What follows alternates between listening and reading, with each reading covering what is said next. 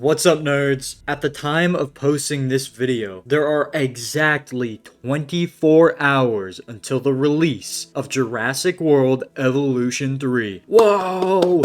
Yeah!